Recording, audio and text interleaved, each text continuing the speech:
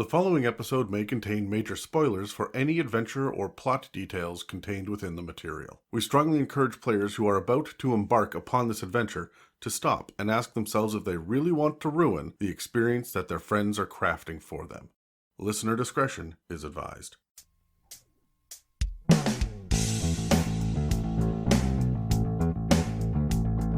Welcome to another episode of Legend Lore, the podcast series where two dungeon masters flip through one tabletop RPG book at a time, giving their insights on the pros and cons of the publication in question.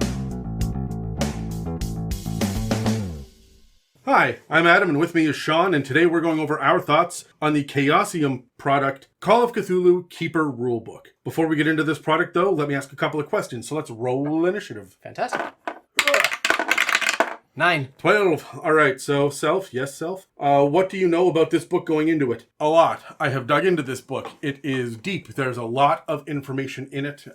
Whereas the other book, the Investigator's Handbook, which we talked about in the last episode, was very much a study on character creation and kind of the themes and vibes of what's in the world. This one is, how do you run the goddamn game? And the information, I guarantee, is in this book. It's also nearly double the size of the last one. Yeah, this one is very much a tome compared to the other one. I'm coming into this with very little information about the Keeper Rulebook in and of itself. I mean, obviously, we've done a dive on the Investigator's Rulebook. You're the Investigator. You're welcome. Yeah. And obviously, I've played a handful of sessions, albeit it was a long time ago. The subject matter never really grabbed me as part of the issue. So yes, you're not a big Cthulhu Lovecraft kind of guy, nah. Right? How do you feel about other cosmic horror? I like the idea of cosmic horror. I would class... Would you class Alien as cosmic horror? 100% yes. Yeah, very much so. I do enjoy that. Especially since Prometheus and Alien Covenant got into kind of the backstory of like where we belong in the universe. That's very cosmic horror, right? So, have you seen Event Horizon? Yes. Did you like it? Yes. I wouldn't say Predator is cosmic horror, not in the same way. Not in the same way, no. Did you ever see Underwater? No. That is a movie that made me respect Kristen Stewart. I thought she was just a Twilight girl that chewed her lip and shrugged and was monotone and scowled all the time. That movie made me go, oh, there's a fucking actor here, and she's doing a good job. Interesting. Okay. Yeah, very, very interesting movie. Once you've watched it, I'd love to talk to you about it because there are a couple of weird like production notes about it. Like one character carries around a stuffed bunny for the entire movie. And it's never really mentioned, and he talks to it like it's a real thing. It was supposed to be a CGI bunny that they put in over top of it, and they ran out of budget, and they're just like, well, he's played by TJ Miller, everyone will just think it's quirky. Fuck, yeah, we're gonna go. TJ Miller and Kristen Stewart? What the fuck is this show? It starts off, and I mean it starts off like with a fucking bang, where it is, she is in some sort of underwater facility. I'm not going to get too much into the details of it. It's not what this podcast is for. But she's in an underwater facility. Underwater is the title of the movie, so I mean, it makes sense. And she has a good solid 3 minutes of living in her life before disaster strikes. And then it is a pure survival movie after that. And it spirals out of control. It's very much in the same vein as The Abyss and Sphere. Okay. Did you see both of those? Yes. Did you like both of those? Yes. Breathe! That one scene in The Abyss it just goes to show how shitty James Cameron is as a director. But that's beside the point. That is the 90th time I've had the rant on this podcast, so. James Cameron directed Aliens. He did, in my opinion, the worst entry in the Alien franchise. Oh. Because let me tell you, it's the only one that is not cosmic horror. Wooden Prison Planet? Cosmic horror. The entire concept of it is we have no future, we need to get right with God, and there is a demon loose among us. Okay. All right. So, and we're all struggling with our own personal moral values because we're prisoners. Some of us are murderers and rapists, and there is a woman that has brought this demon in with her. How are we handling? There's some big over... Alien 3 was just made at the wrong time and was forced through. It needed 3 or 4 more script doctors to work on it. I will defend the shit out of that movie. Okay. I will say that, in my opinion, it is better than Aliens. And if anybody ever wants me to do...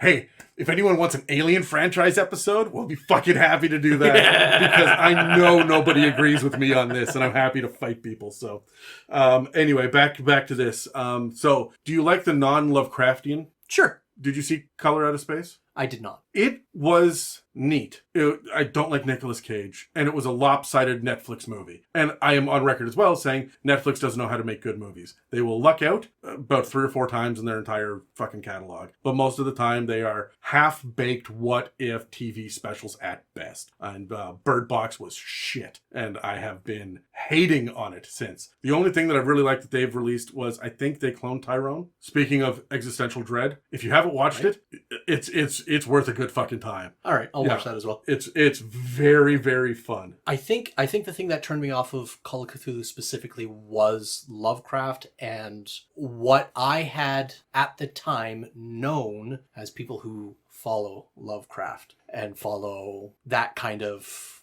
adopt that sort of persona.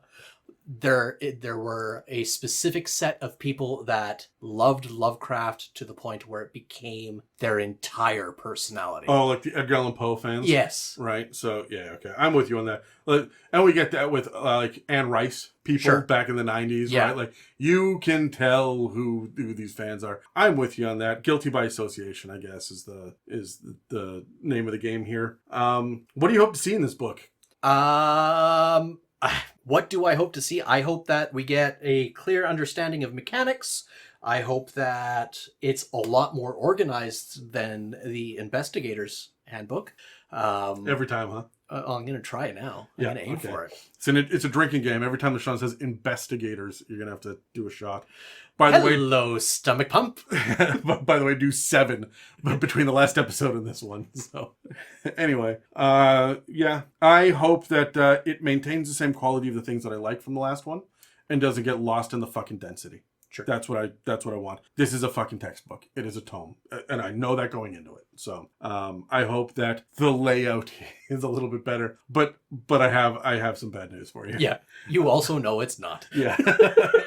Well, it's done by the exact same production team, only it's a bigger, thicker book. It was made at the same time because they came out together, right? Or, close enough to release to come out together. They're both based on the same IP, which is the previous editions. This is 7th edition that we're going through, right? And they will have had to have brought on more people in order to get this one done. This is clearly where the other one is a labor of love. This one is as well, but it's also a labor of mechanic and design. Okay. And so let's roll initiative to see who's going to go through it. All right. In what order? You go. All right. Oh, 6. You 12. Yeah, you bumped me back to a 6. All right, so you're doing the covers and title page and all that. All right. Second verse, same as the first. It's got some lovely art. I mean, right at the front, it's got Cthulhu himself. The titular monster. Yeah. Tentacles and eyes and all. And it's obviously in a seascape. Quite nice. Good thick book. Good binding. Comes with your standard little bookmarky thing. I'm going to say this. For all of the books as well, like as far as binding goes, for all of the smaller publishers and whatnot, Chaosium, whoever their printer is, whoever's doing the binding for them, I'm very happy with it. Yeah. I really am. I also like the fact that it has the red ribbon for the bookmark, but I'm just a fan of the classic, so there we are. Absolutely. We've certainly seen worse. Getting right into the meat of it. Is there no... There's no weird picture of Lovecraft at the front of it? No Lovecraft scripty picture. There are quite a few more people associated with this, though. It's a bigger book. It is. More hands make many... What? They had to throw a bunch more... attributions for the illustrators as well, right? Yeah. Oh my goodness. The copyright is a lot denser, right? Because this is when you're starting to get into the game mechanics. Whereas before, in the previous book, you could talk about the 1920s. There's no copyright there, right? Like, there's no copyright you have to lean on in order to get here. This kind of outlines the versions, right? It's interesting for me that this copyright date says 1981 to 2020 in this book, where it only said till 2019 in the previous. Yeah, I think, the Investigator Handbook was the first one through the Kickstarter, Sure. and this one was the second one, so. Sure. Lovely. This is a really Giger-esque. Flipping the page, we have the foreword, and opposite it is a very Giger-esque looking Cthulhu. Yes. Like, that's very sleek and sinewy. Foreword is there. By Sandy Peterson, who is the author. Like, this is Sandy Peterson's baby. Sure. And then right into the table of contents. But you'll notice that foreword is from 2014. I did see that, actually. I believe that's when 7th edition came through. This is a reprinting of this is another reprint of the 7th edition book. Okay. So I don't know what changed. I don't know why they needed to do reprints, but it does primarily exist in digital formats, and you're supposed to go to the Chaosium website to buy it. So I assume that because it's a passion project, they're in there tinkering with this shit all the time, and enough changed. Time for new reprints, right? So do we consider this 7.5 then? No, I think it's clarifying and clearing up. It's not rewriting. So that's fair. Table of contents, we've got 16 chapters, 17 including the index and appendices. Yeah. Biopic, you son of a... He's still working on Biopic from the last episode. That drives me insane. Anyways, chapter 1, we got the introduction. Chapter 2, we'll get into the Lovecraft and the Cthulhu mythos. Chapter 3, creating investigators again. I'd be interested to see if that's an exact ripoff of the Investigators Rulebook. It absolutely is not. Okay. Chapter 4, skills. Chapter 5, game system. Chapter 6 is combat. I'm glad to see we have more than 6 paragraphs? 5 paragraphs? Yeah. It was very, very minimal. Very few. It also details chases separately, which is fascinating for me in its own chapter 7. 22 pages of chases. Interesting. There's a lot that goes into it, and it's all great. It's of every single system that I've seen, this is my favorite chase mechanic. Okay. It goes into heavily into sanity as well, which is something we never got into in the game, but I'm glad that they dig deeper into it here. They talk about magic here. Chapter 9, Chapter 10 is playing the game, new keepers and scenarios and the like. Chapter 11, you're looking at Tomes of Eldritch Lore. Chapter 12 is the Grimoire, which I'm assuming is, it's just the spells, yeah. Breaks down the spells.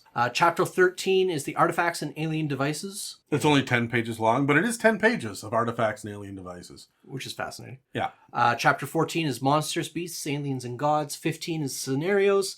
And then we got 16. Chapter 16 is your appendices, weapons tables, investigator sheets, and the index at the end.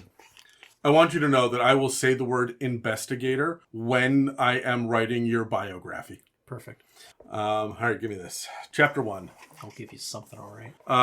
Foot up here. I want to point out that this art for the double page spread, it's the same kind of idea that it was for the Call of Cthulhu. However, or for the Investigator's Handbook. However, this is the same piece of art, only colorized, and it's deeper than it was at the end of the previous book. Yeah, I was gonna say this is the same guy with all limbs. He's a tumor. He's all limbs. That broad was all legs. So, speaking of things that I guess they would say left in the 1920s. Yeah, I guess they would have said gams, huh? Right? Maybe. Anyway, that's okay. So I don't think it's addressed in any amount of detail here, but I would hope that if you're listening to these episodes and you're all excited about running Call of Cthulhu, you've got the basic kind of common sense to take the just blatant sexism and racism of the time and either completely throw it out because it's not fucking necessary, or handle it with some amount of respect because you don't know what the other people around the table are going to take home with them, right? So, and even if you know them very, very, very well, we don't need to propagate these fucking stereotypes, so. No, sir. Anyway, chapter 1, introduction. It starts off, the most merciful thing in the world, I think, is the inability of the human mind to correlate all its contents. That's just cosmic horror in a nutshell. Sure. Right? So it does start off with a big paragraph of H.P. Lovecraft quote, right? So a lot of them were from books, but sometimes they're just from him. That one's from the Call of Cthulhu, right? Welcome to Call of Cthulhu, cooperation and competition, winners and losers, example of play. I want you to know that I think that this is different than the one in the Investigator's Handbook. Just because the example of play has different people listed. It's weird that they spelled the name Gary, Garrie.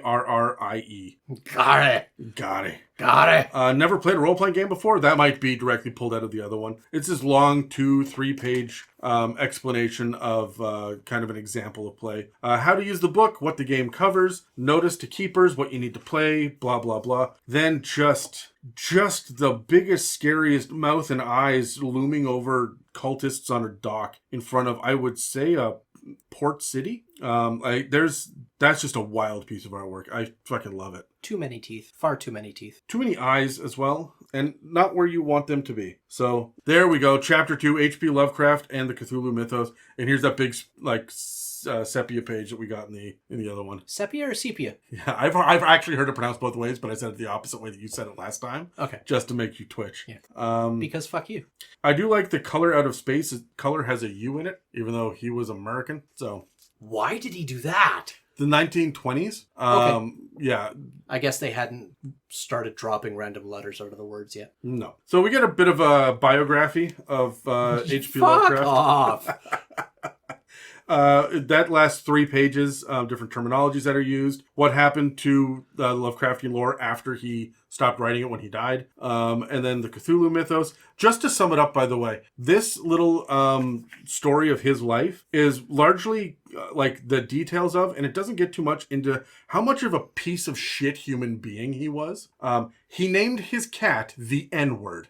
So, yeah, so we do not condone Lovecraft. However, his world, he cannot benefit from the publications anymore or anything like supporting it. So I find it's fine to engage with as long as we cut that nonsense out. And there are people that are making stuff because it's public domain and they are handling it with far more nuance and respect. So we have to grow as fans of this work because that son of a bitch can't grow anymore.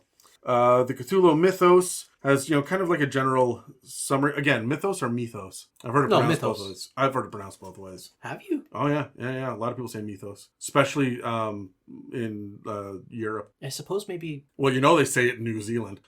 All right. So what was left out? The original designer took the decision to ignore a portion of the mythos that did not apply to him and which he felt was not in Lovecraft's original concept. He left out the war in heaven in which great old ones battled and were defeated by the elder gods and so on and so forth from the other publications. So Hellraisers, yeah, a really good, really kinky cosmic horror as well. What was it? The Lamentation configuration, right? Yeah, okay, cool. Again, the art here is always dark and dreary and very, very, very beautiful and evocative. So if you don't mind, I'm gonna move into the third one. Yeah, just because I want to dig into creating investigators and see what we have. Do low characteristics make poor investigators? That was a direct sidebar from the previous one. It looks like they're summing up the stuff that you need to know as a keeper when your players ask you questions. Because on page 1, it gets into what is strength and what does it do? What is con and what does it do? These paragraphs are right out of the Investigator's Handbook, but they're 5-6 pages into the Creating Investigators chapter. Yeah. Right. There's no guide on think about your backstory or any of that shit. It's what are the mechanics.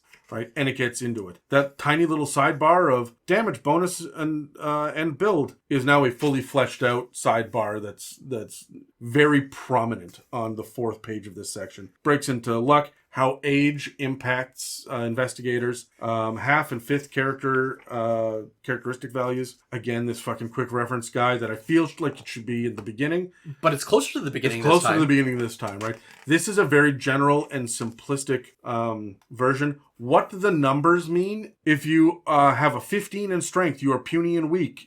If you have a 99 in constitution, you have an iron constitution, able to withstand great amounts of pain. It is the human maximum. If you've got 140 in power, you are beyond human, possibly alien. Because that's all your magic shit, right? Yeah.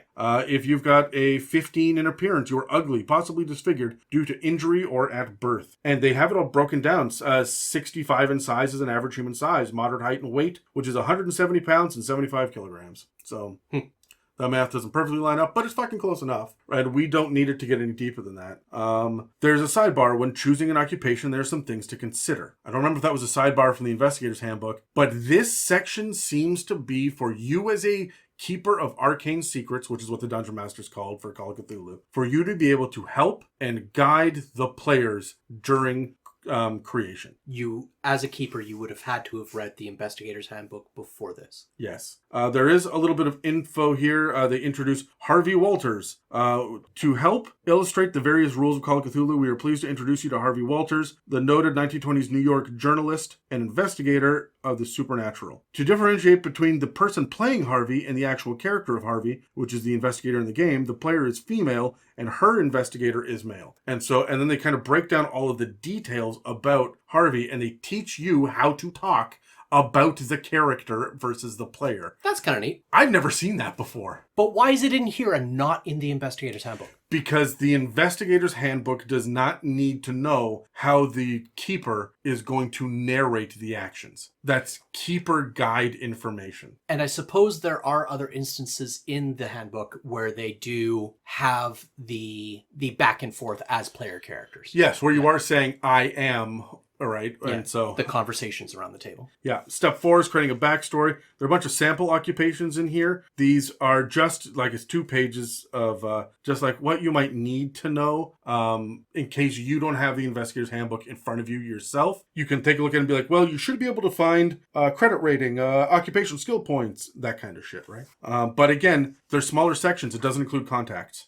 So we get into using random tables for inspiration, personal description. It gives you kind of a completely randomized list of just adjectives for the appearance stat. So handsome, untidy, youthful, stout, stuffy, rosy, wrinkly, plump, bookish, sullen. It's just fucking 30 words here of just like, here you go, mix it up a bunch. Yeah. Think of these when you're generating your character. But again, in no random order. They are fucking randomized. Yeah. So Dazzler is right next to Weary, which is right next to Harry. So anyway. There's a bunch of information here about meaningful locations, treasured possessions. I think these are the same kind of examples that were given in the Investigator's Handbook. Step 5 is equip the investigator, cash and assets. And then living standards and cash and assets are on 2 pages that fucking face each other. It's all together instead of 5 pages apart, which it was in the other book. Yeah. Right. And then the quick reference guide as well, which I noticed was in the table of contents in this book. There are the optional rules from the other one. And then at the end of this chapter are the character sheets. And this one is filled out so that you know what it should look like.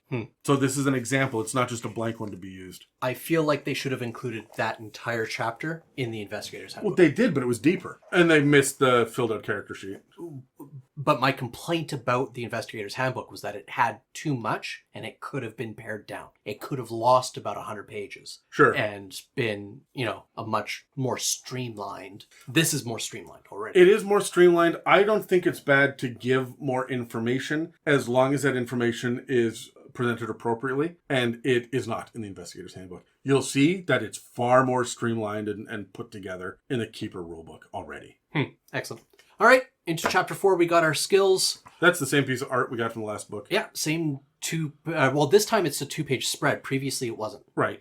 But it's the same, Cthulhuoid creature over top of something that looks kind of like Stonehenge with a bunch of cultists. It's very nice. I love that kind of stuff. This goes over skill definitions and how many skill points and what they mean, the general level of ability by the skill value. Out of the gate, it starts telling you about skill specializations and opposing skill over the difficulty level, combined skill rolls. The pushing skills and combined skill rolls are the exact same as the Investigator Handbook, but they're pushed like a half page later because we do get the opposing skill and difficulty level, right? Like there's more information in here that keepers will need that players just don't need, right? Yeah.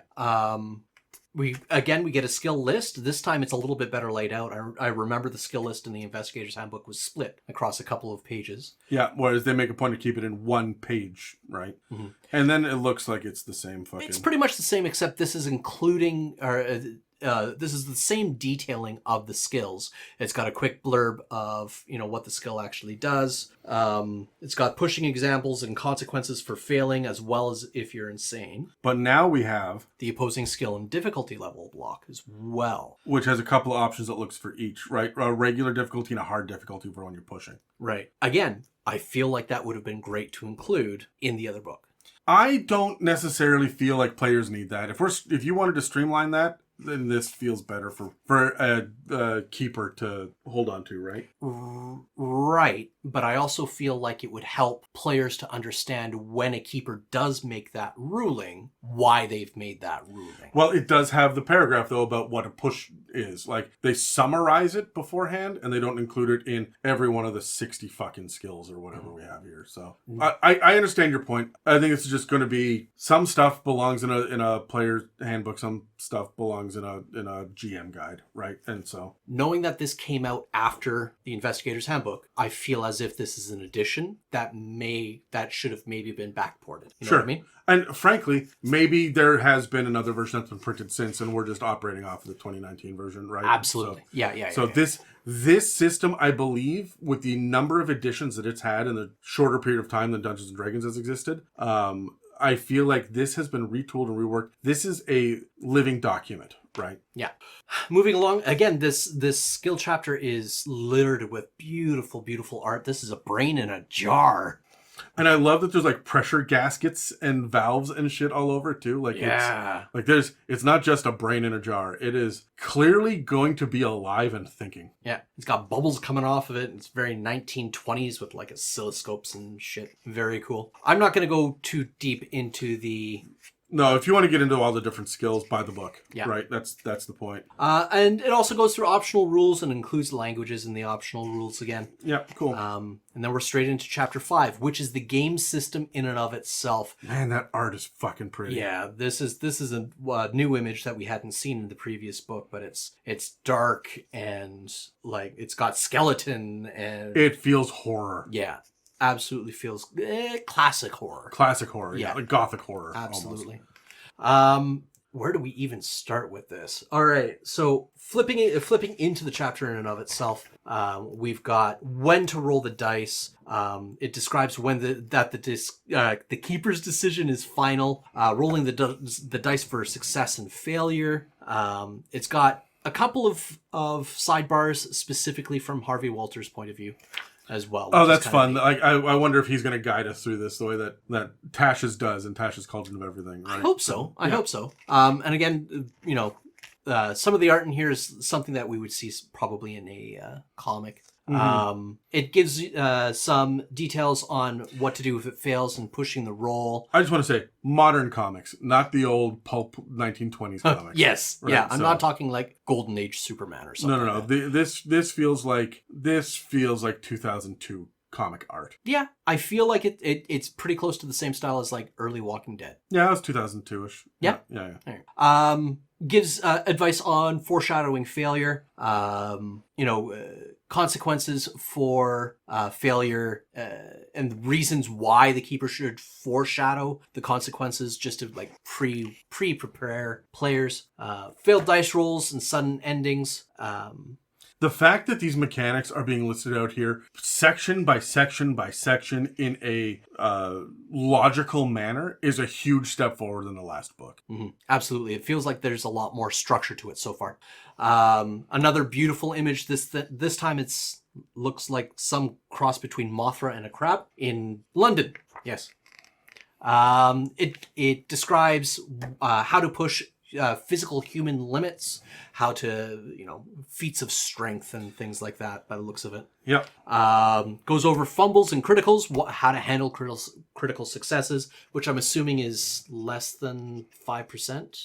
Critical success is less than a fifth. It's less than.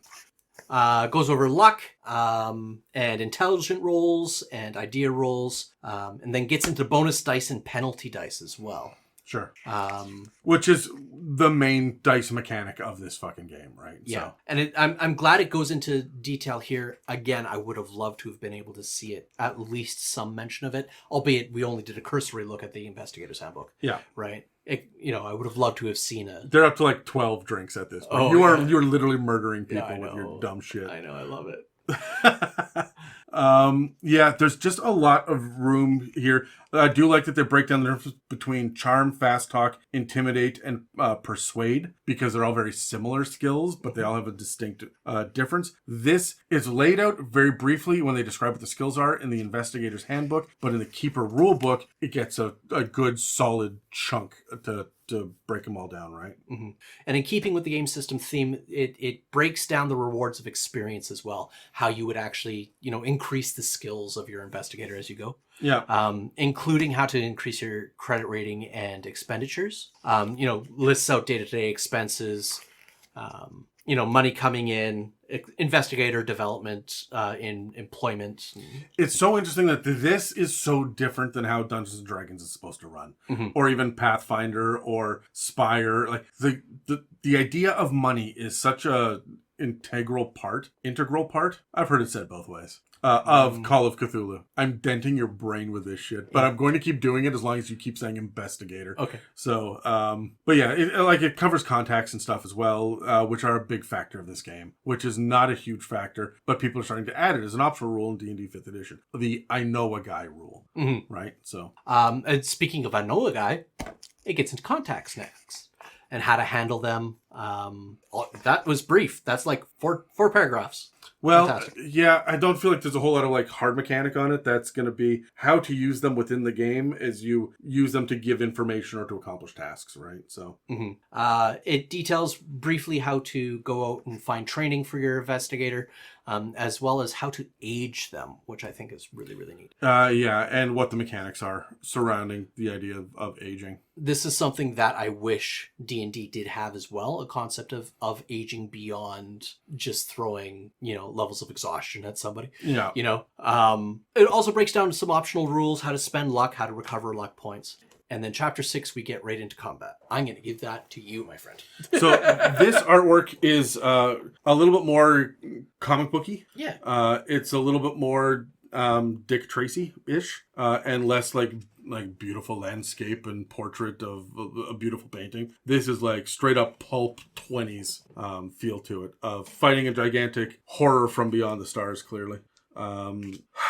First of all, it starts off with a declaration of intent. What is your character doing? Gets into the combat round, and it breaks down fist fights, including resolving a fighting attack made against a target that is fighting back, or one that is dodging. These are 2 separate sections. Determining damage for it, using a weapon in a fight, using improvised weapon, fighting maneuvers. You can't push combat rolls, and does the monster fight back or dodge? These are sidebars that you get. Harvey is still talking to us all over the place. Fantastic. Fighting maneuvers require a definite goal, and there are a bunch of different maneuvers to use that are listed out here. Striking the first blow, which is the concept of surprise, right? It gives you an example in a sidebar of Harvey fighting a thug.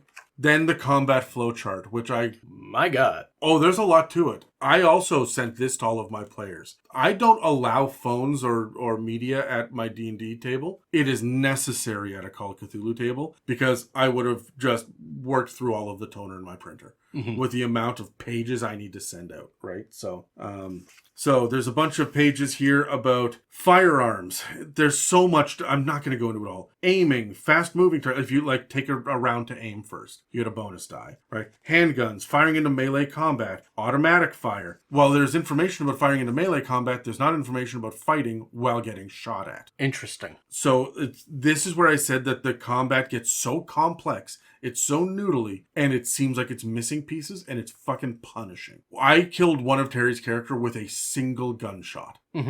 And right up killed him, which is interesting because then we get into wounds and healing, tracking damage. There's a summary of firearms modifiers, including bonus and penalty die. We get into major wounds, 0 hit points, first aid, medicine, and dying. They're all different things.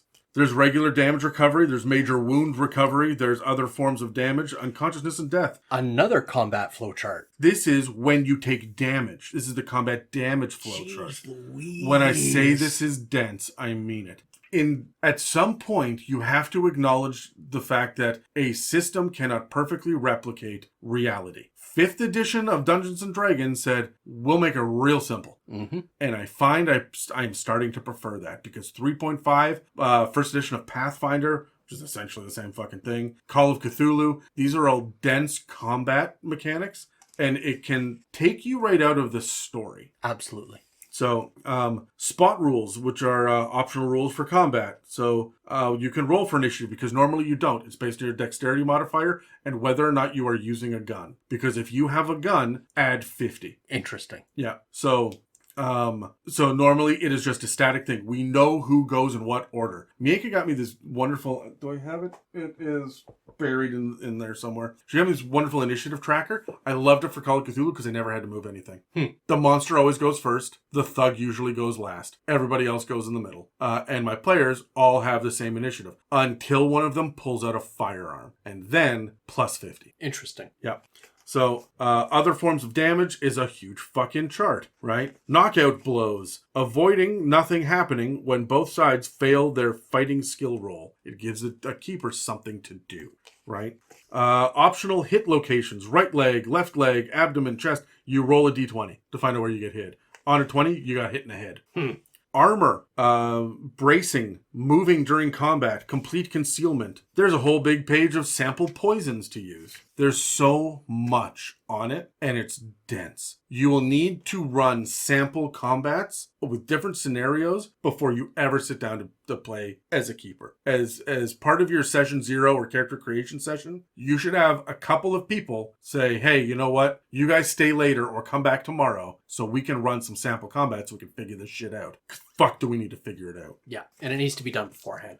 Chases are really cool. I'm not going to get into it. The idea here is that everybody has a different speed, and you're not tracking the distance they move. You're tracking essentially... the distance between them?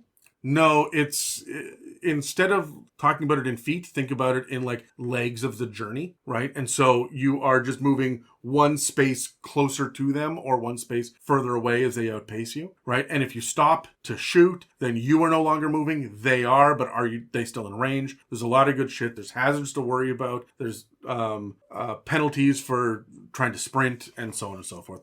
There's a lot of shit about skills and hazards, movement actions, and what you can do. Barriers that you may need to overcome during a chase. The conflict, what happens when you're using fighting maneuvers in the chase.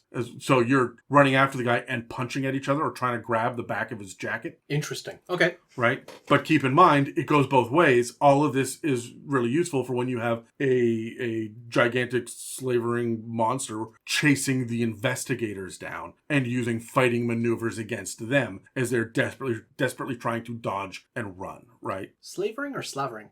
I've heard it said both ways. I think it's slavering. I feel as if it's probably slavering because it's not a slavering. No, it's not a slavering. It's a slavering. But slavering.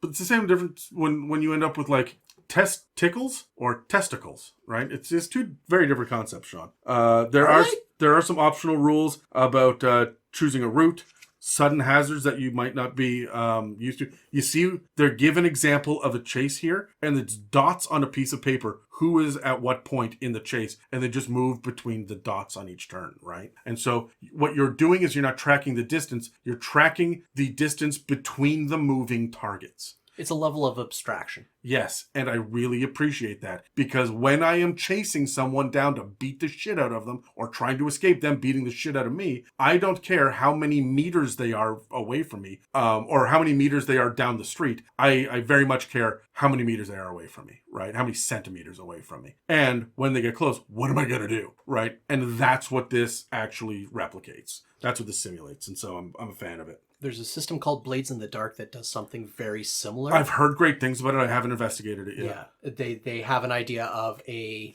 wheel that you can work through to attain goals. Mm-hmm. It's kind of interesting as well. And I want you to keep in mind too, we got a lot of information about vehicles in the Investigator Handbook. Yep, that all applies to this as well. Vehicles moving at different speeds will impact things as well. And there are vehicle reference charts and vehicle collisions. And now, are vehicle speeds taken into account in the mechanics of the chase? Yes. Or is it more of a narrative thing? It's all narrative. But their movement speed, because you remember that our speed is not based on feet, it's based on yards, and it is how many yards you can move on your turn. Okay. Well, the vehicle, and I mean, when you think about how many yards, it's okay, in a chase, this is how many yards, who's got the best movement speed will determine how many dots they move forward or backwards. A vehicle, as it's getting up to speed, will move at increasing speeds until it's going to fucking catch you. Yeah. Right? So, or until the giant slavering horror catches the vehicle, right? Which is, again, something that can very much happen. There's a lot of information about the slowest pursuer, other pursuers relative to their movement speed, the fastest pursuer, the gap of 2 locations, slowest fleeing character, other fleeing characters. It's dense, but it's not complicated. There's just a lot of it. And once you get it, it's very easy to run one of these. Yeah. So a lot of examples to help you learn it. I think out of all of it, it is the best laid out mechanical guide for the entire book, because it says, here's an example. All right. And then if we add this, here's an example. And then if we add this, here's an example. And it doesn't do that for most other sections in the book. It'll give you one example and then optional rules or further rules and leave it as that, right? There's a gigantic piece of artwork for Cthulhu, and then an example from the Call of Cthulhu, which is the actual Lovecraft story, where it breaks it down between Cthulhu's turn. Cthulhu uses 2 movement actions to catch up with the alert, and then Which is the name of the boat, right? I believe so, yeah. But then on Johansson's turn, he has only 1 movement action and applies full steam ahead. Right. And then clearly Cthulhu catches up, and that takes us to sanity. Now, another fantastic piece of art here. I asked you in the last episode if you were familiar with the Arkham Asylum book, the comic book, the graphic novel, and you said no. It's very indicative of this feel of artwork. Yes. It's painful, but it's also got like a scrapbook feel to it as well. Yeah. And everything feels sanitarium. Hence, Yeah. Asylum. Yeah. The picture that we see here is a man who's clearly in anguish, but also strapped up in a straitjacket, and yeah, he's going through it.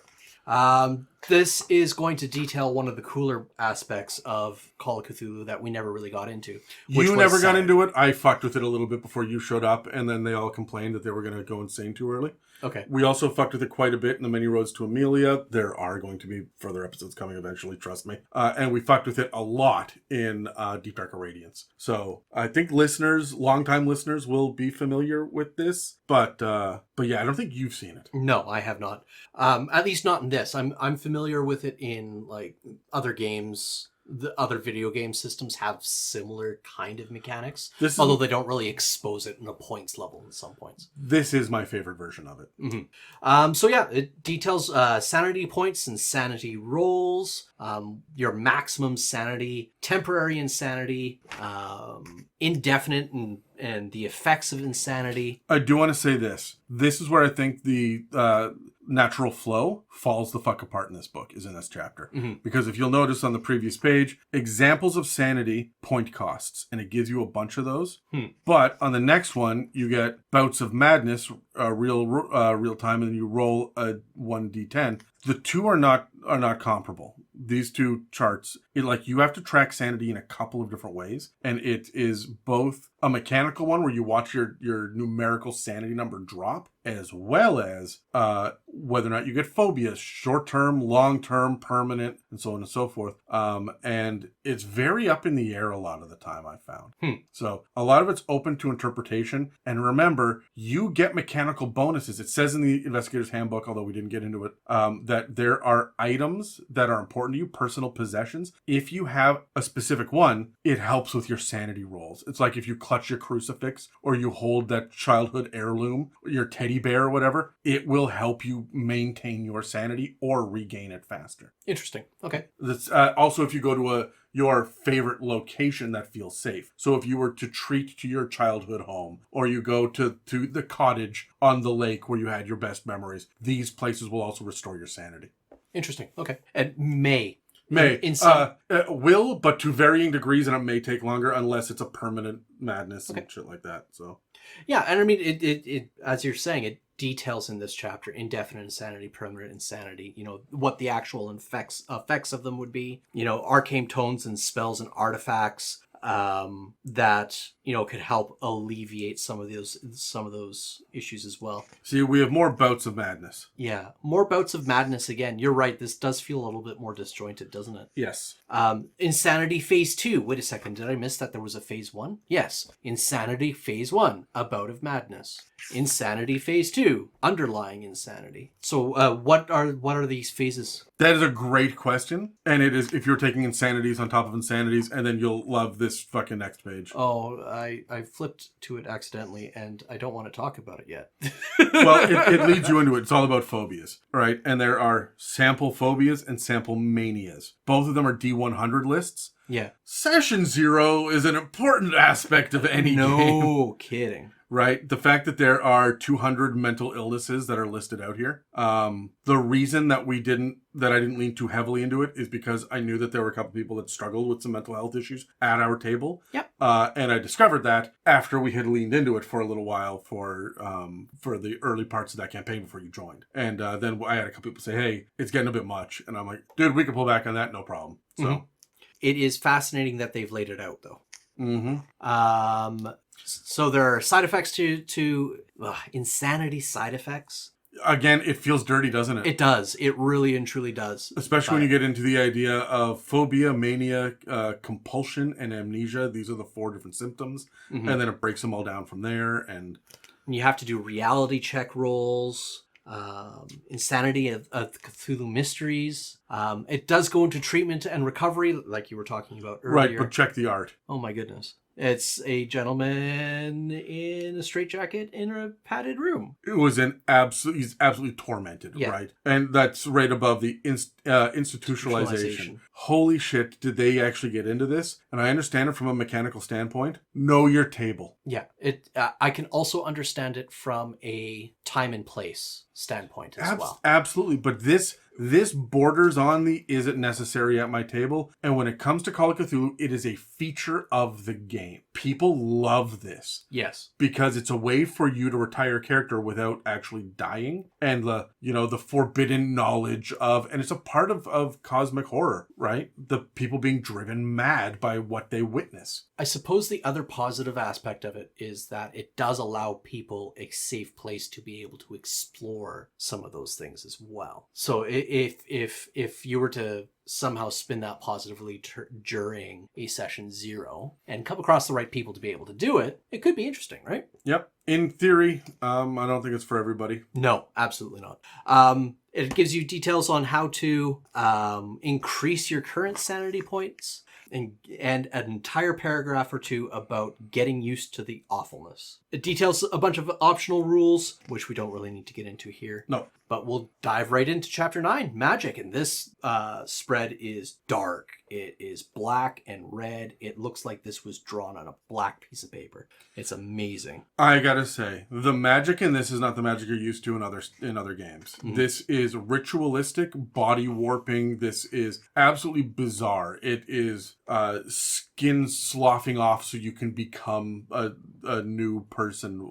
But you don't just hand wave and polymorph. No, you rip yourself out of your previous body, and it is bloody and disgusting. The magic here is dark. It is truly arcane and occult, horrific magic that is not meant for human minds. It is a direct lead into sanity or insanity, making those sanity checks, and it is going to increase your occult skill, and that's not a good thing. No. Because while you can cast more magic and you can be aware of what's going on, you fuck with your sanity in a big way.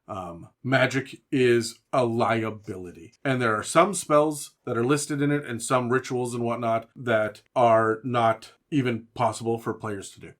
So it takes 35 magic points. You get maximum 20 or 16 or something, right? And the average person will get 8, right? So there's no fucking way you're going to do this. No. But anyway, if I don't want to spend a whole lot of time on magic, because if I can be honest, it's kind of the last thing you do. It takes a long ass time to get to the point where you can actually do this in a game. Yeah. I imagine playing a game of investigations, that's probably when you get to the point where you actually need to be able to cast one of these spells, as it were. Yeah. You're nearing the end of the game. Game, yeah. Or of at least that arc, right? Mm-hmm. Yeah, we won't go too far into it, I suppose. It does detail, mythos tomes, how to read the books, if you can even read them, how to do a full study versus just a quick initial reading. It details books as references, using magic and learning a spell and casting a spell. As Adam mentioned, there are magic points in this system, but you don't come by them easy. No. Takes a long time to recover them once you cast it. You will not be casting multiple spells in a day. And if you do, you're fucked. Right? Yeah. So... it also details becoming a believer. I'm assuming believers are... Oh, because most rational minds do not believe in magic. So how do you get your scientists and your book dealers and your outdoorsmen to become a believer of the occult? That's what this section is. Interesting. Which is a good guide for keepers, and I'm glad it's a part of this conversation. So there's a lot of thought put into this, and I don't hate it by any means. No, absolutely not. This feels much better than the sanity chapter. Yes, and it feels better laid out as well, albeit still very brief. It's a lot smaller than the sanity chapter was. And I suspect that's because it's supposed to play a smaller part in your game. Chapter 10, playing the game. Playing the game. So, again, beautiful artwork. This one is a gigantic shrimp monster? I'm not sure. That's about to fight a galleon.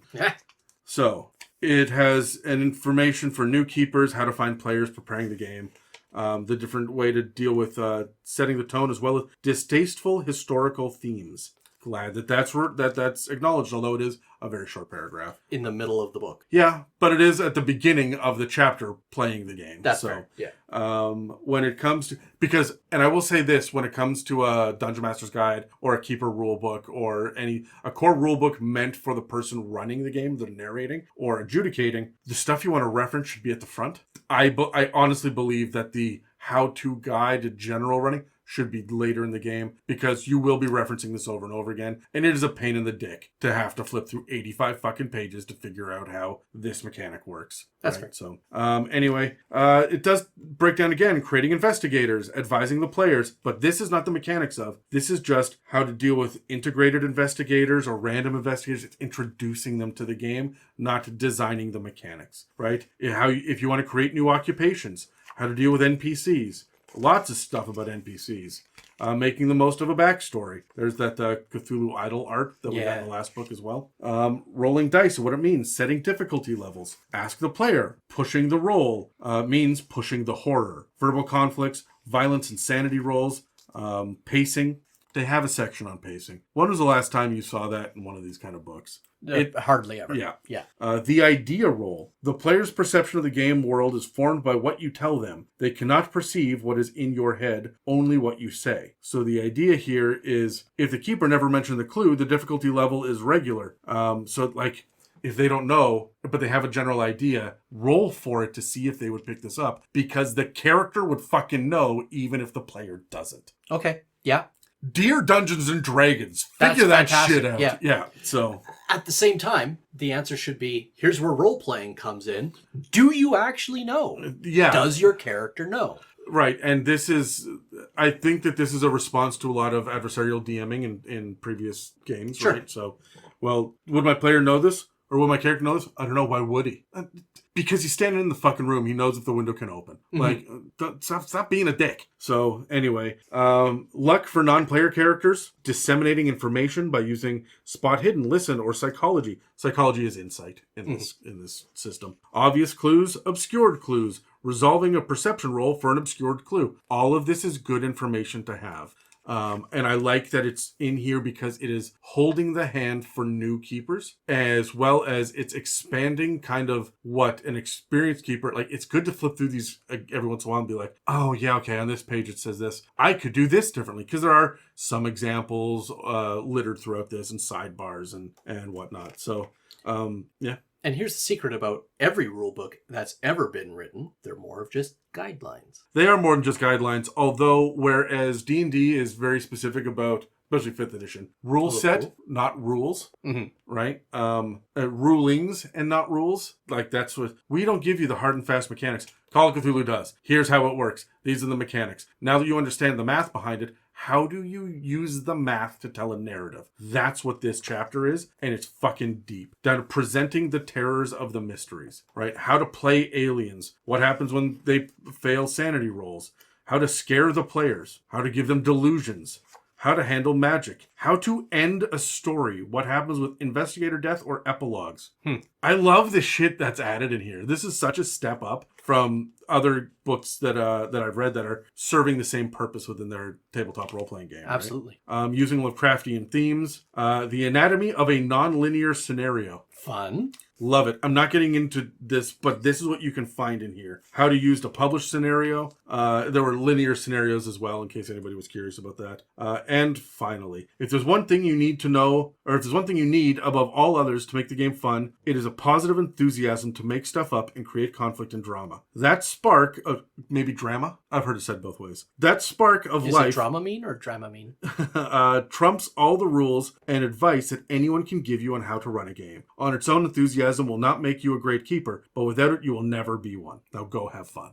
I fucking love it. There's that Arkham map again that we got in the last book. And then chapter 11 is Tomes of Eldritch Lore. That's a hellhound if ever I've seen one. Truly horrifying and beautiful. This, I feel like if you randomly flip to this page, you could jump scare some people. Maybe. That might be the legitimately most hostile piece of art that we've seen so far. That one legitimately looks like I'm going to eat you and I'm going to enjoy it. Yeah, you slowly. You the reader. Yes. Yeah. So there's a lot of information here about the tomes. We end up getting a list of a lot of different books here. It is just a list. Think of just like a list of magic items. But each one of these tomes has a different purpose, a different language that it's written in, when it was written, who wrote it, Confessions of the Mad Monk Clythanus. This word has both clit and anus in it, separated by an H. Welcome to Lovecraft. All right, sure. Clythanus. We're going with that. So there's a description of it. Copies are maintained at the Field Museum of Chicago, the British Museum, and the Union Theological Seminary in Manhattan. So there's a lot of information here about where you can find them. But again, this is why book dealer is one of the occupations. Finding these tomes can be hard. You'll have to travel the world. Do it. Mm-hmm. The sanity loss for even perceiving it. What you get bonuses for Cthulhu Mythos for engaging with the book. The Mythos rating of the book itself. How long it takes to study. This one, it takes 29 weeks to study. And then suggested spells. And when we get to the spell section, they're going to be listed there. But what you add, and this is true for all of them. And there are fucking pages of them. Pages. And then, of course, a full page spread for the Necronomicon, right? Amazing. But you see, it keeps going and going and going. And through to manuscripts and text, not text on your phone. Mm-hmm. The Revelations by Glaaki. There are so many cool bits and pieces here. And then we get into occult books. That was, 8, 9, 10 pages of tomes? Yeah. Right? The occult books, which are different than Cthulhu-specific tomes, right? Okay. So that was all Cthulhu Mythos. This is just spells and shit, right? And it's from all over the world too, right? Some of these are a lot of them are from Europe, but this one is it's in classical Mandarin and has many translations, including English, circa 2000 BC and onwards. So they give you the all of the information, and then what did you want to? And these are actually real books too, like I Ching, Malleus Maleficarum. Yeah, the Golden Bough, the Witch Cult in Western Europe. I have heard of these books. Yeah, there was a time long ago when I want to say Yahoo or Alta Vista was the search engine where I did a fucking deep dive into what are the books I shouldn't learn. The only thing I found was the Anarchist Handbook. Which you should learn. Yeah. But I went through a lot of the. I've heard of a lot of these. It includes the Oracles of Nostradamus, right? Yeah. So these are real things that you could probably find copies of today to some degree, right? So or summaries of anyway. Then there's a table of the actual Mythos tombs and a key. You get the title. Did I say tombs? You said tombs. Tomes. I've heard it pronounced both ways. One of them is wrong. That one is. That one, yeah. And then there's the key, which says what you should be looking for here is a title, language, date, author, the number of weeks required to do a full study, sanity points loss, Cthulhu Mythos initial, which is what you gain from your initial reading, what you gain from doing a full reading, and then the Mythos rating of the book itself. That's true of all of these books for the Mythos tomes. And there's pages of it. And then we get to the Grimoire, which is chapter 12. And spells. This is gonna be spells. Again, the art's really cool. We're getting more investigator versus cult. That one's casting Witch Bolt.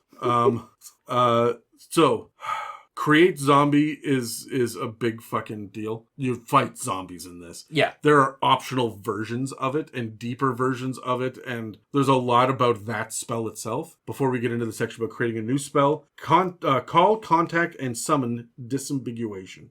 So there are call spells, contact spells, and summon spells. They are very different. Yeah. So just really quickly, these three spell types have much in common, and it is useful to understand the differences. Call spells are immensely powerful rituals that bring an actual physical manifestation of a god before the caster. A manifestation of. Yeah. Contact spells can be considered a request for communication, somewhat like an esoteric telephone call. Whereas summoning spells compel a monster, not a god, to appear before the caster. Some such monsters might be bound to the caster's will to do his or her bidding. Interesting. Okay? But you can never summon a god. No, you can call a god. This is when cults will use it to bring forth their dark gods to accept ritual sacrifices or as an act of worship. The flip side of the call spell is the dismiss spell, used to send a god back from whence it came. Dismiss spells may well prove useful to the investigators. So then we get into the list of fucking spells. Every one of them has a name, and like Body Warping of Gorgoroth. The cost 6+ magic points, 5 power, and 2d6 sanity points. Casting time 1d6 plus 4 minutes. You don't just use this in combat. No. These are plot points. And then it gives you alternative names that you might find this under depending on which grimoire or which actual book you find it in. Cool. Like the Body Warping of Gorgoroth is also Mastery of the Flesh, Skin Walking, and the Black Pharaoh's Touch. Depending on the spell, you need to be looking at the cost of it to see how powerful it is. There's no like 9th level spell or medium strength spell. None of that shit, right? It's just how difficult is this? You can brew space mead, but it takes 20 magic points per dose.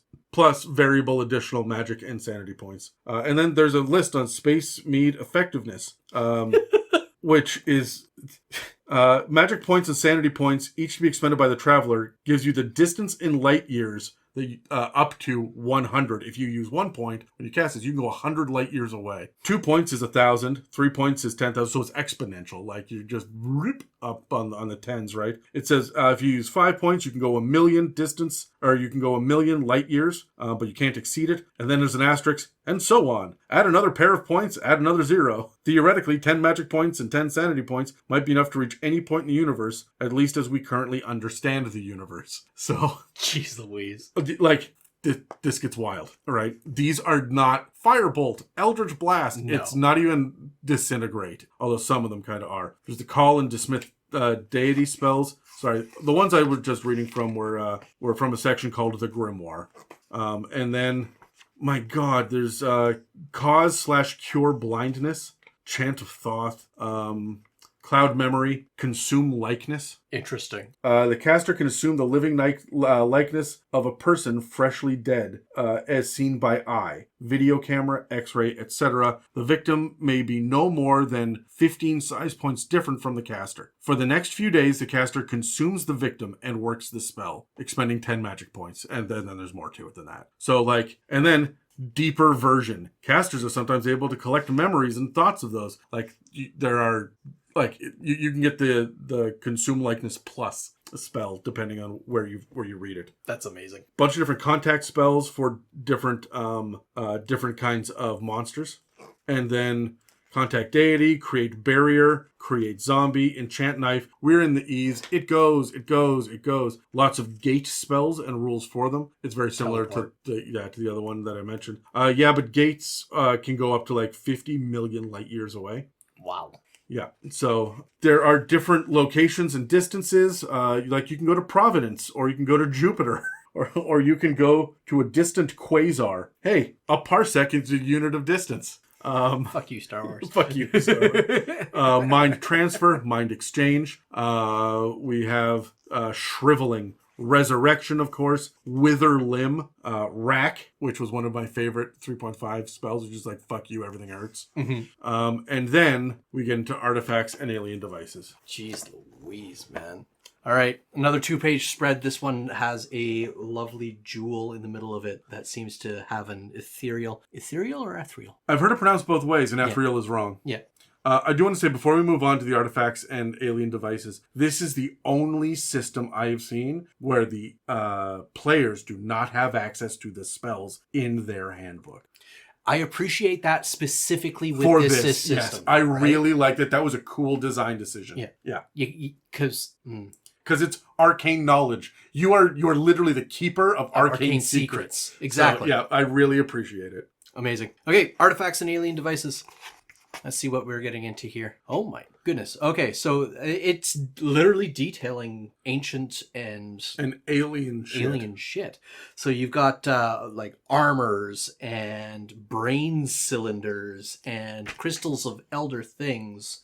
Let's pick one. Let's go with an electric gun. It's used by the Migo, which are aliens in this setting. Yeah. As a matter of fact, they were the main protagonist, or antagonist rather, if you remember, of Cthulhu Tech. Yes. We fought Migos all the time, right? Yeah. But it gives you it's similar to the spells. Well, probably not. It gives you who it's used by and a quick blurb about it, and that's really about it. We've got 1, 2, 3, 4 paragraphs about it. But in the text is the mechanic. Yeah. Right? So because it's not listed out neatly because this is not a weapons chart. No. Right? But it does say causing 1d10 points of damage, right? So and target must make a con roll or fall unconscious for a number of rounds. Yeah, so like there are mechanics in here, but it's paragraph based. Yeah. And again, you're only going to hand 1 or 2 of these out in any campaign, right? Yeah. If they find them, right? Yeah. It goes over classic. It's interesting that they've got like classic artifacts from Lovecraft lore in here as well, like the Lamp of Alhazred. Yes. And it gives a quick brief synopsis of what it does, and a quote of where to find it. I find a lot of the names really evocative as well. For example, the Crystallizer of Dreams, right? I just think that some of the names are fucking neat. And then you get something like Domination Serum. Oh, we don't kink shame on this podcast. Absolutely not. But, flying polyps, I might. Hey, some people juggle geese. Yes, they do. Yeah, and there's tons of it, right? Like, oh yeah. What is that, plutonian drug? Sure, man. Let's go nuts. That's awesome. A shining trapezohedron. That's a hard word right now. Holy Hana. Is it a hard word because we just saw the domination? All right, moving on. Moving along. The tabula rasa device. Very cool. So lots of really interesting things here, and I would use this as a DM to build a campaign, to give it, plot hooks and ideas to generate things. Yeah, that's very cool. Yeah, these artifacts and items are meant to be campaign MacGuffins. They're not meant to just hand them out and everybody gets a special one, right? Like, this is the thing. Yeah, this isn't, you opened a chest and find, right? So the next chapter you can get into here. This one is one that I struggled with. Oh? Yeah. Okay, we'll find out how. Chapter 14 details monsters, beasts, and alien gods. The 2-page spread on this one. Did you ever see Alan Wake? The Alan Wake video games? No, but he's giving me John Constantine vibes. Yeah, okay. I get it. Yeah. Yeah. With a wolf in the background and a gothic cemetery, and it's very, very well done. Again, it looks like it was drawn on black paper. Like it's just visually dark. So this is going to detail the monster sizes similar to the way that we saw them in the Investigator's Handbook. And it's... The people that are drinking along are dead under the table now. I want you to know that. I don't know. Have you ever seen those videos online of someone saying the word over and over, like vest, vest, vest, and then like you're watching their lips, but you then hear them say best, best. I wondered in audio medium if everyone is picking up that you were saying the word best and not vest as you just blitz through these words, because it makes me twitch. I know what you're doing. Well, in fairness as well, it is pretty late at night and I am mumbling. So, there could have been a couple of shots that maybe they took that they didn't necessarily need to. Well, look. There's no such thing as a shot you didn't need to take. Okay, fair. That's fair. Except on your 30th birthday, but let's not revisit that. Oh my God. Jeez Louise. Anyways, so it's got the same size chart. It's a little bit smaller in this one as well. It also details comparative builds and build modifiers for things. Blue Wells have a build modifier of 22 to 65. Like, lots of interesting things here. Yeah. It details playing monsters effectively. The Chaosium pronunciations of mythos names. Nice little Interesting. like half-page pronunciation chart. There's only going to be like 30 or 40 things there, but it's enough. Wow, that's very cool. Yeah. It details combat as monsters as well, though. Monsters and maneuvers, so what they're able to do. Oh, hold on one sec. Oh, goodness. Did I skip a page? No, hold on. I want to see how they pronounced. Yeah. Yeah, they did it with a hard G. They did it with a hard G. Yeah. All right. I looked at that one specifically. For Shub, so we actually pronounced it we did Warlock Patrons episode. We went to the Cthulhu Mythos. Yeah. And we did a whole episode on him. We decided that it would be called Shub Nijeroth because there's no point in not doing these fucking made up bullshit fantasy words. Sure. In the way that is most inclusive at the fucking table. But they did it with a hard G in this, and that's unfortunate. That is very unfortunate. I wonder if they even managed to put it together. Or is that Nige? No. I don't think so either. No. All right. Well, that's too bad. No. Maybe. I would hope so. But I do like that Dole is actually spelled D-hole. Anyway, moving along. Moving right along. It details killing monsters. Monsters apparently have spells. You're damn right they do. Fucking terrifying. Yeah. It details... so each monster... so we're going to start off with mythos monsters, apparently, and I'm assuming it's going to be the same for other types of monsters. But it gives you the name of the monster, a quick little blurb about where they found it. For instance, for the Byaki, is that how you pronounce it? I can look it up. Yeah, Byaki. For the Byaki, it does have a quote from where they found it in Lovecraft lore. And then a quick blurb about it and its attacks and its stats. It's got strength, con, size, dex, intelligence, and power, all right there. Average damage bonus. It details a couple of their signature moves, things like bite and hold, which apparently is a maneuver in and of itself. It details that it's got 55% in fighting, and it details sanity loss. Like, it's got a good breakdown, and it takes up half the page. So I'm really, really happy to see that. So, I said that I had a problem with this section. Yes. And if we flip forward, I'm just going to randomly flip forward a handful of pages. When we start to get into the bigger ones, I keep flipping to fucking D-holes. If we get into some I'm trying to tell you something, Adam. If we get into some of the bigger stat blocks and whatnot, we start to get into... This feels very 3.5 in layout. Yeah, it's especially when you've got creatures that are introduced on the preceding page and it falls over onto the next page with more details. It makes it very difficult to read. In order for me to understand what this creature here is, I literally have to flip back and say, oh, it's a dark young. Yeah, but you get all of this description, and the backstory and how it's used and all that stuff. That's great. I mean, I'm going to homebrew a lot of that shit myself, however I need in my game, right? But attacks per round, fighting attacks, grab, trample, and then... all the skills. And then the mechanics for it, right? So the skills, and then armor, and then other skills that it has, sanity loss from coming across. There's a lot going on in here, and it is punishing for me as a dungeon master to go into this and figure out how to use it and the appropriate way to use it at the table. The good news is you very rarely run into more than one of these motherfuckers at a time, and the ones that you would run into more than one at a time are going to be the ones with the most simplistic stat blocks, right? I feel as if any keeper running this game that is not taking notes about the creatures that they are putting in front of their characters is doing everybody a massive disservice. Yeah. You almost have to summarize a lot of these.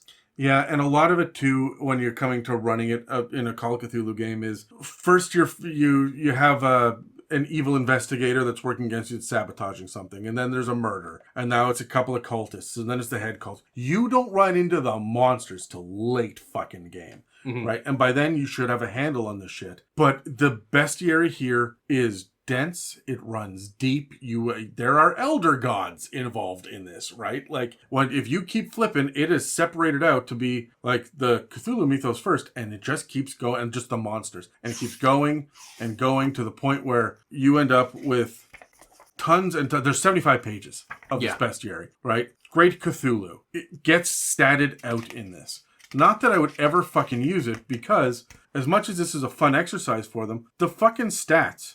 Strength, 700. Yeah, okay. Right? The idea of sanity loss, 1d10 or 1d100 on a success or failure. That's fucking punishing. You're never going to run into this, except to just at the very end of the campaign, snap everybody's minds and enslave or eat them the end, right? It would never be realistic to use this stat block. Exactly. Yeah. Not unless you are doing so there's a variant. It's not included in these books. There are variant rules you can find online to run Call of Cthulhu as like a 1920s pulp adventure. And if you were to have Cthulhu attacking New York City, maybe you'd use it then, right? This is where those artillery guns from the previous book are going to come into play, right? Sure. Yeah. Okay.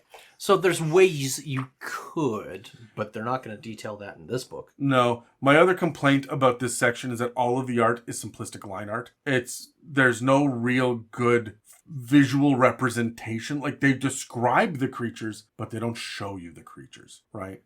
Is that, forgive me, is that a little bit more a nod towards the Lovecraftian lore, though? Because oftentimes, even Cthulhu is described as having form without shape. Yes, but you have to be able to describe that it's like it for even the monsters, not just the gods, right? And I will say this, we can give them that sort of benefit of the doubt, the same way that we could say, well, the worst chapter for trying to figure it out and how it all works is the sanity chapter. Yeah. Ooh, that makes sense. We're talking about insanity and madness, and so it's poorly laid out and you got to flip back and forth. From a meta standpoint, that's kind of funny. I'm not giving that to them because this is supposed to help me run the fucking game, right? So if this was just like a fan book, right, for the Lovecraftian monsters that have appeared, sure, great. But you'll see we're getting this even for things like skeletons and fucking horses.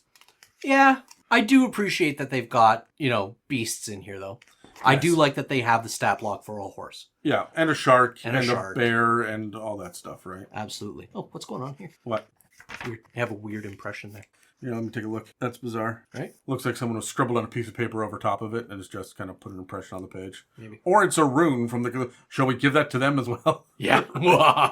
Option... Jesus Christ, I'm knocking shit over now. Optional rules, couple of little things about other gods and elder gods and other gods. And oh my god, it just keeps going, dude. So this is what I mean. This section is a fucking monster. Yeah, servitor races, independent races. Yeah. That's wild. Yeah. Sure. Okay, I'll give it to you. When it comes to chapter 15, we're getting to the end of the book and it talks about scenarios. Now that we have all of the details, we have amidst the ancient trees. And this is an actual fucking scenario to play. Oh, cool. They give you a bunch of modules. I don't know about a bunch. Instead of me flipping through it and potentially missing something, I'm going to go back to the table of contents and see what's actually in this chapter. Chapter 15, there are two. Amidst the ancient trees, it looks like it's 18 pages. And then Crimson Letters looks like it's 18 pages. Mm-hmm. So 2 short adventures. Let me tell you something. I bought the DM screen as well for this. And it came with a fun little adventure that was about 18 pages. That seems to be the average for here's an introduction to this. So good for them. You know why? Why? Zines are going to be about 20 pages. Yeah, you know what? Absolutely. That makes perfect fucking sense. Yeah. The cover would be 1, and 10 pieces of paper would give you 20 pages. Yep. Yeah, that makes perfect sense. Right? Chapter 16 is the appendices, and this is just a glossary for the first bit, and then converting the 7th edition rules, converting scenarios from previous editions as well, and equipment lists. This here is the exact same equipment list that we get from the player's handbook, but it is laid out without any descriptions. It is just, this item costs this much, and it's still separated the same, except it's 1920s, and it's all on 2 pages before it gets into travel. So it's 3 pages total, and then modern day is 2 pages. Wow. Right, and then we got weapons charts because you will need this as a keeper as well. Yep. And then summary of the game system rules. Making skill rolls, opposed rolls, combined skill rolls, and so on. Yeah, that's the kind of shit you would have on a GM screen, though. Yeah. Summary of melee combat, summary of fighting maneuvers, summary of firearms combat, firearm modifiers, difficulty levels. All of this is the stuff that, when you need to do a quick lookup, it's all here at the back of the book. In theory, you will have learned it. You understand how it flows, but you forget this one step. This section is just list after list, table after table of the dense, all of the mechanics in a very, very brief summary, including the combat flowchart and the combat damage flowchart, vehicular collisions, all the chase stuff that's broken down, summary of the sanity rules, and how to recover it, including both of those tables about the bouts of madness, right? So it got reprinted at the back of the book, but it's on one single page. Remember, it was split up, 3 pages apart before. Summary of magic rules. The quick reference chart for half and fifth values. Which we've already seen in the book. Yes, mind you. but here it is again when you're in the back of the book flipping for rules. And then eldritch words. Stuff like, and this is just descriptive words. Everything from pustular, quivering, remorseless, dripping, fluctuating, hybrid, immemorial, jutting, loathsome, mesmerizing, malignant, necrotic, non-Euclidean. Like, it's I feel like all of the fun words that they ran across while writing this book, they're like, we'll just make a fucking list at the back. And then the index. Once we're past the index, it's those maps that we got before from the other book, the character sheets that we got before in the other book, and then playtesting and our thanks to the Kickstarter, and then those ads again at the back, right? So there we go. Awesome. So let's roll dice. Okay. Womp. I rolled a 1. Still a 1. 18. All right. So Sean, what's your overall impression of the content of this book? I liked this book much better than I liked the Investigator's Handbook. Yeah. Yeah. If I had read this first, I think I would probably be more invested in the material. I hate you so much. Oh, do you? Oh, do you really? Thank God this is not a visual medium. You sick fuck. Anyway, I agree. If we had done this book first, I might have appreciated the other one a little bit better. But no one is reading this book first. No. Right?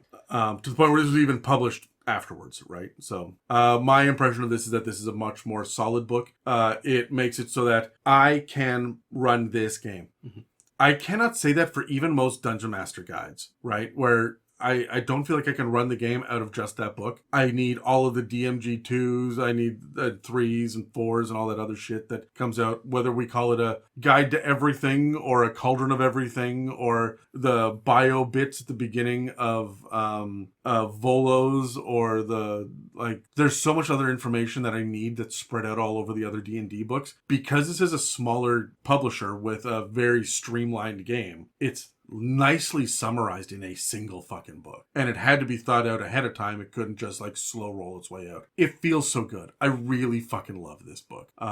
It is more of the same problems as the first one, but it's far less of them. It's the same issues about incredibly dense text. Where is it placed in the book? But they seem to have thought about this and applied it to mostly where it needs to be. Right. How do you feel about the artwork?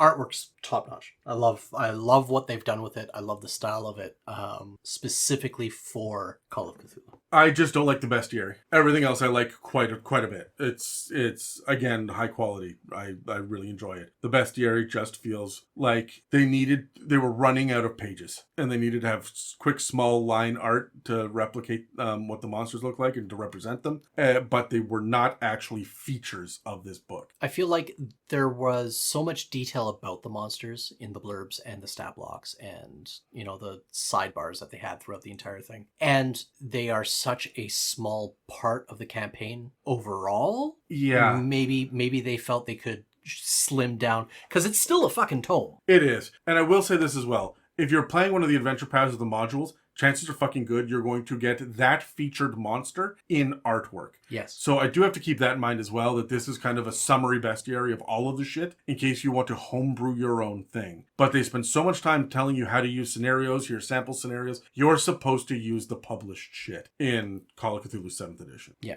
Which is not to say don't homebrew. Do your own thing. But it's designed to function appropriately with a published adventure path that they have built. So, well, what rating do you give this? Again, acknowledging that I'm I'm not a Lovecraft fan. Sure. That out of the way, I would give this book probably a B, mid B. Sure. It is much better laid out. Much better laid out than the Investigator's Handbook. And I feel as if this gives the right amount of detail where it needs to give the right amount of detail. Yes. What about you? This is a solid A- for me. Mm-hmm. I think we both jumped roughly the same amount in our letter grades from the Investigator's Handbook. But this is an A- for me because it gives me everything I want and it lays it all out, but it's still a dense fucking tome that will take me 5 months to read. And I will need to come back and reference the stuff because there's so fucking much of it. And this is the problem of replicating reality in a tabletop role-playing game. If I am replicating fairy tale nonsense, or if I am replicating life among the stars on alien spacecrafts, I can hand wave some shit. But when we're in the 1920s and it's reality that we are trying to emulate here, we're going to have to spend time on mechanics and what people want to accomplish and acknowledging that, and there's a lot of it here. And the fact that we have built in magic systems, which I think I prefer this magic system. This just feels dangerous and I love dangerous magic. And all of those fucking books, the weird alien artifacts, sanity rules, all of these things belong in this book. But these are more layers to add on top of reality, right? Which makes this difficult to handle. It is a lot to swallow. If someone is going to buy the Keeper Rulebook and they want to be a keeper of arcane secrets, buy it 3 months in advance. Take notes and get those tabs out, those little sticky tabs to add in so you can find the pages. Have a color coding system set up because you're going to need that. Fortunately, once you've committed it to memory, most of that shit is at the back of the book. So It's fucking hard to impress me with an A+. So this is just, the most I really give is an A for the most part. This impresses me intensely. This was a great book. I wish that the other one could get a reprint. Yeah. Where I feel as if the Investigator's Handbook could have been 100 pages lighter and have still functioned as a book, I feel like this is the right size. Yes, I will say the one thing that I'm really missing in this book is I would like stat blocks or at least spell breakdowns. I mean, we got it a little bit for the different organizations and groups and cults and stuff, but I would like cultist stat blocks, right? If you have the leader of the cult, it should be a different stat block than an average human follower, or someone who is half transformed into a tentacle monster because of this cult, or it's a shining beam of light for that. Like, the cults all feel just like people doing people shit, and I know that's kind of the point of Call of Cthulhu. Yeah. I'm thinking about this from a very Dungeons and Dragons perspective on this, but I did kind of want more interesting stat blocks because I mean the skills will be different and stuff for organized crime mobsters versus average street thugs and stuff. So we spent all this time talking in the other book about it being the 1920s. There's very little acknowledgement of that because this is all about the arcane and the mechanics, and I would have liked a little bit more of a blending there, although they did acknowledge a lot of that shit, and they gave us a lot of charts at the end. Like I say, I'm not really complaining. This is a weird little nitpick to put in, right? So when should someone buy this book? I think somebody invests in this book when they are done reading the Investigator Guide or the Investigator Handbook, and decide that they are that level of masochist that they need to, read this one. I think that this book should be bought first, in my opinion. I don't disagree with you. I especially given how much better laid out this is, I absolutely think so. But you're not going to buy the Player's Handbook if you're not going to buy the Keeper Rulebook first if you're only coming at it from a player's point of view. No, that's what I mean. Like, when you guys sit down to say, hey, we're going to play Call of Cthulhu, one person is going to step up and say, all right, I'll run it. They need to buy this before anybody else is digging into the Investigator Handbook. Yeah. By a damn sight. Because there's entire sections of this book meant to teach you how to help the players on how to do it, right? This gives you the tip of the iceberg bit, and then they can learn. This is another example of, and I believe this, as a dungeon master, if it wasn't for the spells, I wouldn't need to buy the Player's Handbook. I don't need that information. And 9 times out of 10, I turn to my players and I say, how does that spell work? And they tell me, and I look to see if they know it, or if they're kind of saying, well, I think it's like, all right, look it up. Just look it up and read it out loud to me, right? I don't need to learn this shit until I get into my monster stat blocks. I need to pull up the spells and shit, right? But like, this is an example of me as a keeper. I don't think I really need the Call of Cthulhu Investigator Handbook, except all of that shit in the 1920s and all of the world building and lore building and stuff is in that book. I don't think that a keeper who is going to be picking up this book isn't going to pick up that one, though. No, I agree with you. By the time that the Keeper Rulebook comes around across your table, there are probably 1 or 3 versions of the Investigator Handbook. But I would say this one is more important by a damn sight for the Keeper. Yeah. More so than most Dungeon Master guides or Game Master rulebooks are in other systems. So that said, you're right. If you're going to be spending 3 months trying to learn this system before anybody else, and like, $200 between these 2 books too, right? Like, and you need time to justify that investment. All right. I'm fucking done with you. You are the fucking worst. You are so proud of yourself, and it's that smug look on your fucking face that just fills me with rage. And I never regret all of those times I've kicked you in the nards. I want you to know that, and it is because of these moments. Worth it.